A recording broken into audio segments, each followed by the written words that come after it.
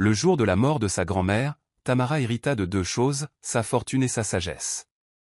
Quelque chose qu'elle avait écrit dans sa dernière lettre se distinguait. Les gens ne montrent leur vrai visage que lorsqu'ils pensent que vous n'avez rien.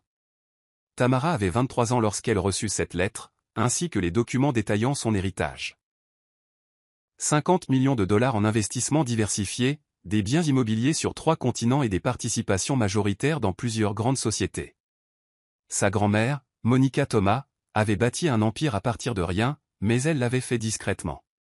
Le monde connaissait les entreprises, mais peu connaissait la femme derrière elles. Ses parents ne l'avaient jamais comprise.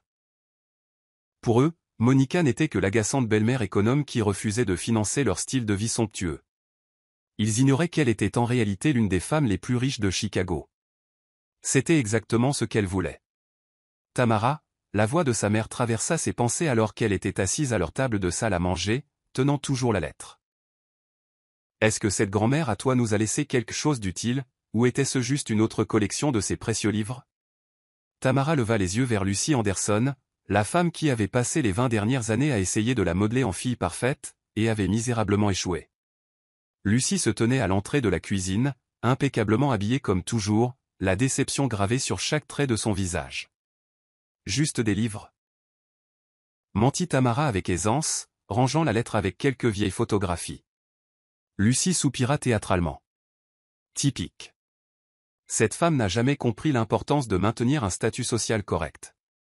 Sais-tu ce que les Henderson diraient s'ils voyaient notre voiture vieille de 10 ans? Tamara le savait. Elle avait entendu parler des Henderson, des Blackwell et de toutes les autres familles que sa mère essayait désespérément d'impressionner depuis 2 décennies. Leurs opinions comptaient plus pour elle que l'oxygène. Je suis sûr qu'ils sont trop occupés par leur propre vie pour se soucier de notre voiture, répondit Tamara. C'est exactement le genre d'attitude qui m'inquiète, rétorqua Lucy. Tu es comme elle. Aucune compréhension du fonctionnement réel du monde. Dieu merci, Léo a plus de bon sens. Ah oui, Léo. Son jeune frère, l'enfant chéri. Même maintenant, à 20 ans, il n'avait jamais travaillé un seul jour de sa vie. Pourquoi l'aurait-il fait? Leurs parents finançaient chacun de ses caprices, de ses start-up ratés à sa collection de montres de luxe. En parlant de Léo, continua sa mère, s'éclaircissant considérablement. Il vient d'être accepté à Harvard Business School. Ton père et moi organisons un dîner de célébration ce soir. Tous les gens importants seront là. Porte quelque chose d'approprié. Ses yeux balayèrent d'un air critique la robe simple et les bijoux minimalistes de Tamara. Tamara acquiesça, sans mentionner qu'elle avait obtenu son diplôme summa cum laude de la Business School de Northwestern l'année dernière. Il n'y avait pas eu de fête pour ça. Au lieu de cela, ses parents avaient passé ce week-end au tournoi de golf amateur de Léo. Plus tard dans la soirée, elle était assise dans son petit appartement au-dessus de la librairie où elle était censée travailler, examinant les documents de sa grand-mère. Le travail à la librairie était en fait une couverture. Elle possédait l'immeuble et 3 autres dans le pâté de maison par l'intermédiaire d'une des sociétés holding de sa grand-mère. Mais pour sa famille, elle n'était qu'une comptable en difficulté vivant d'un salaire à l'autre. Son téléphone vibra avec un SMS de son père. Ne sois pas en retard ce soir. Les Blackwell amènent leur fils, Andy. Porte la robe bleue que ta mère t'a achetée. Andy Blackwell. Bien sûr, ils essayaient toujours d'orchestrer ce mariage, le considérant comme son billet pour la bonne société. Si seulement ils savaient qu'elle pouvait racheter l'entreprise des Blackwell 3 fois. Elle arriva chez ses parents pile à l'heure, portant une simple robe noire au lieu de la criarde robe bleue que sa mère préférait. Le voiturier oui, ils avaient engagé un voiturier pour la soirée et lui lança un regard compatissant alors qu'elle lui tendait les clés de sa modeste Honda Civic. À l'intérieur, la maison était transformée. Des flûtes à champagne en cristal captaient la lumière du grand lustre. D'élégants arrangements floraux ornaient chaque surface, et l'air était chargé de parfums chers et de prétention. Tamara, la voix de sa mère traversa le hall d'entrée, tendue d'une irritation à peine dissimulée. Je croyais t'avoir dit de porter la robe bleue. Celle-ci était propre, répondit simplement Tamara. Lucy ferma brièvement les yeux, rassemblant sa patience. Au moins, essaie de faire bonne impression sur Andy. L'entreprise de sa famille est très prospère. Tamara réprima un sourire, se souvenant du rapport sur son bureau concernant les récentes difficultés financières de Blackwell Industries. Leur succès n'était que de la poudre aux yeux. À ce moment, Léo fit son entrée, attirant tous les regards de la pièce. Il portait un smoking parfaitement taillé qui coûtait probablement plus que son salaire mensuel supposé. « Voilà mon garçon !» claironna leur père en lui tapant sur l'épaule. La nouvelle star de Harvard Business School. Tamara regarda personne après personne le féliciter, louant son sens naturel des affaires et son esprit brillant. Aucun d'eux ne semblait se souvenir de ces 3 entreprises en faillite, toutes financées par les ressources de plus en plus limitées de leurs parents. Andy Blackwell s'approcha d'elle, une coupe de champagne à la main. « Tamara » sourit-il, tout en dents blanches et charme étudié. « Tu travailles toujours dans cette petite librairie ? Quelqu'un doit bien payer les factures, dit-elle doucement. Il rit comme si elle avait raconté une blague particulièrement amusante. Tu sais, l'entreprise de ma famille a toujours des postes disponibles pour les personnes motivées. Je garderai ça à l'esprit. La soirée se poursuivit sur ce ton, un défilé de richesse et de condescendance subtile. Tamara regarda ses parents aduler Léo, trouvant des excuses sans fin à ses échecs passés, tout en pointant ses succès futurs imaginés. Mais sous l'éclat et le brillant, elle pouvait voir les fissures.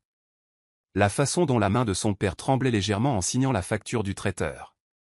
Le regard tendu autour des yeux de sa mère quand quelqu'un mentionnait leurs récentes vacances, en réalité un voyage d'affaires désespéré pour sauver un investissement défaillant. Ils étaient en difficulté, même s'ils mouraient avant de l'admettre. Des années à financer l'éducation coûteuse de Léo, ses entreprises ratées et son style de vie extravagant avaient fait des ravages. Le manoir dont ils étaient si fiers. Celui qu'ils avaient refinancé 3 fois pour maintenir les apparences, leur glissait lentement entre les doigts. Ce qu'ils ne savaient pas, c'est que Tamara avait observé, attendu et racheté discrètement leurs dettes par le biais de diverses sociétés écrans.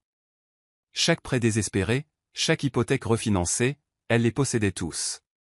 En rentrant chez elle ce soir-là dans sa Honda raisonnable, elle pensa aux paroles de sa grand-mère. Les gens montrent leur vrai visage quand ils pensent que vous n'avez rien. Et bientôt, très bientôt, sa famille allait montrer exactement qui ils étaient vraiment. Les signes de l'effondrement financier de ses parents devinrent impossibles à ignorer, même pour eux. Cela commença par de petites choses. Le personnel de maison fut temporairement réduit. Leur adhésion au country club devint inactive. Et soudain, sa mère se découvrit une passion pour la mode vintage. Mais le style de vie de Léo ne changea jamais. Même alors que les finances familiales s'effondraient, leurs parents continuaient de financer chacun de ses caprices. Le jour où elle le vit passer devant sa librairie dans une Porsche flambant neuve, elle sut qu'ils avaient finalement touché le fond. Tamara était dans son vrai bureau. Pas l'arrière-boutique exiguë de la librairie où elle prétendait travailler, mais son véritable bureau au 47e étage du bâtiment le plus prestigieux du centre-ville de Chicago. En tant que PDG de Wright Investment, elle avait une vue parfaite sur la ville que sa grand-mère avait aidé à construire. Mademoiselle Thomas. Son assistante Sarah l'appela par interphone. Votre frère vient de faire un autre retrait du fonds d'urgence de vos parents. Tamara afficha les relevés bancaires sur son écran. C'était là. 175 000 $ transférés à un concessionnaire de voitures de luxe. De l'argent qu'ils n'avaient manifestement pas, combien leur reste-t-il, demanda-t-elle, bien qu'elle connaisse déjà la réponse. Moins de 50 000 $, madame. Et leur paiement hypothécaire est dû la semaine prochaine. Tamara se renversa dans son fauteuil, pensant à la toile soignée qu'elle avait tissée au cours de l'année écoulée. Par le biais de diverses sociétés holding, elle possédait non seulement leur hypothèque, mais aussi toutes leurs dettes impayées. Chaque carte de crédit, chaque prêt, chaque tentative désespérée de maintenir leur façade de richesse. Elle contrôlait tout. Programmer les avis de saisie, ordonna-t-elle à Sarah. Il est temps. Le lendemain matin, Tamara arriva tôt à la librairie, sachant ce qui allait arriver. Pile à l'heure, sa mère fit irruption par la porte. Son sac à main de créateur toujours authentique. Mais le modèle de la saison dernière. Tamara. Sa voix était aiguë de panique. Quelque chose de terrible est arrivé. Tamara leva les yeux du registre qu'elle prétendait examiner. La banque, halta Lucie. Ils disent qu'ils vont saisir la maison. L'expression de Tamara resta neutre. Quoi? Comment est-ce possible? Ton père? Il y a eu quelques revers commerciaux, dit rapidement Lucie. Mais ce n'est que temporaire. Nous avons juste besoin d'un peu d'aide. Elle tendit la main par-dessus le comptoir, agrippant la main de Tamara. Chérie, combien as-tu économisé? Tamara faillit rire. Après des années à se moquer de son petit travail de libraire. Sa mère lorgnait maintenant ses supposées économies comme une bouée de sauvetage. Maman, je gagne 35 000 $ par an. Après le loyer et les factures, j'économise à peine quelque chose. Le visage de sa mère se décomposa. Mais tu dois sûrement avoir quelque chose. Un fonds d'urgence. J'ai environ 3 000 $ d'économie, mentit Tamara. Mais c'est tout. Nous en avons besoin, dit immédiatement Lucie. Juste jusqu'à ce que les affaires de ton père se concrétisent. Léo a des entreprises très prometteuses en cours. Tamara se recula, étudiant attentivement sa mère. Et la nouvelle Porsche de Léo? Ne pourrait-il pas la vendre? Ne sois pas ridicule, rétorqua Lucie. Il doit maintenir les apparences. Comment sinon attira-t-il le bon type d'investisseur? Et mon apparence n'a pas d'importance, demanda Tamara. C'est différent, Lucie agita la main vaguement. Tu n'es de toute façon pas dans ces cercles. Pas dans ces cercles. Tamara pensa au gala de charité qu'elle organiserait le mois prochain en tant qu'héritière de Monica Thomas, où la moitié de l'élite de Chicago serait présente. Mais sa mère ne le savait pas. Je suis désolé, maman. Je ne peux pas vider mon compte épargne. J'ai besoin de payer mon loyer.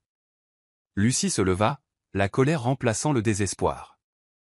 Comment peux-tu être si égoïste? Après tout ce que nous avons fait pour toi.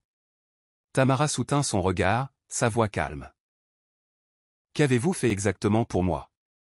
La question resta en suspens entre elles.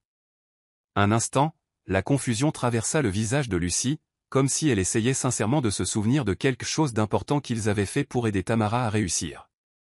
Nous t'avons donné un bon foyer, une éducation. L'éducation que j'ai payée avec des prêts étudiants. Tu veux dire les mêmes prêts pour lesquels vous avez refusé d'aider parce que vous financiez la 3e start-up de Léo? Ce n'est pas juste. Léo a une vision. Il a juste besoin de soutien pour s'en sortir. La voix de Tamara était basse, mais ferme. Excuse-moi. Sors de mon magasin, maman. Et ne me demande plus d'argent. Lucie partit dans un fracas de portes claquées et de menaces. Mais Tamara n'était pas inquiète. Tout se déroulait exactement comme prévu. Ce soir-là, Tamara reçut un autre appel. Cette fois de son père. Tamara, nous devons discuter de cette situation comme des adultes. Et il commença à utiliser sa voix de négociateur commercial à plein régime. Ta mère me dit que tu as été très peu coopérative aujourd'hui. Je ne peux pas vous donner mes économies, papa. Maintenant, écoute-moi bien, jeune fille. Cette famille a une réputation à maintenir. Nous ne pouvons pas laisser la maison être saisie. As-tu la moindre idée de ce que cela ferait à notre réputation, aux perspectives de Léo? Tamara pensa aux avis de saisie en préparation dans le bureau de son avocat à ce moment même. Peut-être que Léo pourrait t'aider, dit-elle. Il vient d'acheter une nouvelle Porsche. Il doit avoir de l'argent. C'est différent. C'était un investissement dans son avenir. Il a besoin de projeter le succès pour réussir. Et qu'en est-il de mon avenir? Andy soupira lourdement. Tamara, soyons réalistes. Tu travailles dans une librairie. Ton avenir est. Eh bien, il est déjà tracé, n'est-ce pas? Mais Léo a un réel potentiel. Les mots la blessèrent, même si elle en avait entendu des variations toute sa vie. Je suis désolé, papa. Je ne peux pas aider. Alors tu n'es pas ma fille. La ligne devint silencieuse. Tamara était assise dans son bureau luxueux, regardant les lumières de la ville et sourit. Bientôt, ils apprendraient exactement quel genre de fille elle était. L'audience de faillite était prévue à 9 h du matin par une fraîche matinée d'octobre. Tamara arriva tôt, observant depuis sa voiture sa famille arriver dans la Porsche de Léo, apparemment le seul véhicule qui leur restait. La tenue de créateur de sa mère était impeccable. Mais de la saison dernière, le costume de son père avait l'air fatigué. Même le sourire narquois habituel de Léo semblait tendu. Il ne l'avait pas encore vu. Pour autant qu'il sache, leur fille rebelle comptait toujours ses sous dans sa librairie. Tamara attendit qu'ils entrent dans le palais de justice avant de les suivre. À l'intérieur de sa mallette se trouvaient des documents qui allaient tout changer. Preuve de propriété, registre de transfert et la vérité sur qui contrôlait réellement leur destin. La salle d'audience des faillites se remplissait déjà. L'élite de Chicago était venue assister à la chute de la famille Anderson. Ses parents étaient assis au premier rang, la tête haute malgré leur situation. Léo était affalé à côté d'eux, tapotant sur son téléphone. « Levez-vous » appela l'huissier alors que la juge Marion Wheeler entrait. Elle était connue pour son approche directe et pragmatique des affaires de faillite, en particulier celles impliquant ce qu'elle appelait des blessures financières auto-infligées. Affaire numéro 2847, requête en faillite de la famille Anderson, annonça-t-elle, examinant les documents devant elle. Je vois que le représentant des créanciers est présent. C'était le signal pour Tamara. Elle se leva de son siège au fond, ajustant son tailleur Chanel. Non pas que sa famille le reconnaîtrait comme tel. Il ne l'avait jamais vu porter autre chose que des vêtements de prêt-à-porter. « Oui, votre honneur, dit-elle clairement. » Tamara Thomas, représentante de Thomas Investment. La réaction fut immédiate. La façade parfaitement entretenue de sa mère se fissura alors qu'elle se retournait brusquement. Le visage de son père devint pâle. Léo laissa tomber son téléphone. Tamara, la voix de sa mère était à peine un murmure. Tamara se dirigea vers l'avant de la salle d'audience, posant sa mallette sur la table des créanciers. « Bonjour, mère, père, Léo. »« Que signifie cela ?» demanda son père, commençant à se lever avant que son avocat ne le retienne. La juge Wheeler frappa de son marteau. « Monsieur Anderson, vous maintiendrez l'ordre dans ma salle d'audience. »« Mademoiselle Thomas, veuillez poursuivre. »« Votre honneur, » dit Tamara avec aisance. Thomas Investment détient toutes les dettes impayées de la famille Anderson, y compris leur prêt hypothécaire principal, leurs prêts personnels et leurs comptes de crédit. La somme totale s'élève à environ 12,7 millions de dollars. C'est impossible, lâcha Léo. Tamara travaille dans une librairie. Tamara sourit. Oh, en fait, je possède la librairie, ainsi que l'immeuble dans lequel elle se trouve, et la majeure partie du pâté de maison. Je suis la PDG de Thomas Investment, anciennement connue sous le nom de Monica Thomas Enterprises. La salle d'audience éclata en chuchotements. La grand-mère de Tamara avait été une légende dans les milieux d'affaires de Chicago, bien que peu de gens aient connu son visage. Silence, ordonna la juge Wheeler. Mademoiselle Thomas, continuez. Il y a 3 ans, j'ai hérité de la totalité de la succession de ma grand-mère, évaluée à environ 50 millions de dollars. Pendant ce temps, j'ai regardé mes parents refinancer à plusieurs reprises leur maison pour financer les entreprises ratées de mon frère et maintenir leur style de vie. Par le biais de diverses sociétés holding, j'ai racheté toutes leurs dettes. Sa mère pleurait ouvertement maintenant, son maquillage soigneusement appliqué coulant. Son père était assis, figé, comprenant peut-être enfin l'ampleur de leur situation. Cependant, continua-t-elle, je ne suis pas ici pour exiger un remboursement immédiat. J'ai une proposition. Tamara sortit un document de sa mallette. Je suis disposé à restructurer toutes les dettes impayées aux conditions suivantes. Premièrement, les privilèges de dépenses de Léo seront complètement supprimés. Il devra trouver un véritable emploi, pas une autre opportunité de start-up. Léo sursauta. Tu ne peux pas faire ça. Je suis ton frère. Asseyez-vous, monsieur Anderson. Ordonna la juge Wheeler. Continuez, mademoiselle Thomas. Deuxièmement, mes parents suivront des conseils financiers et maintiendront une surveillance budgétaire stricte. Troisièmement, ils vendront le manoir et emménageront dans une maison plus modeste, que j'ai déjà achetée pour eux. C'est ridicule. Son père retrouva enfin sa voix. Tu es notre fille. Tu ne peux pas nous traiter de cette façon. Tamara se tourna pour leur faire face complètement pour la première fois. Puis-je? Pendant 20 ans, vous m'avez traité comme si je n'étais rien.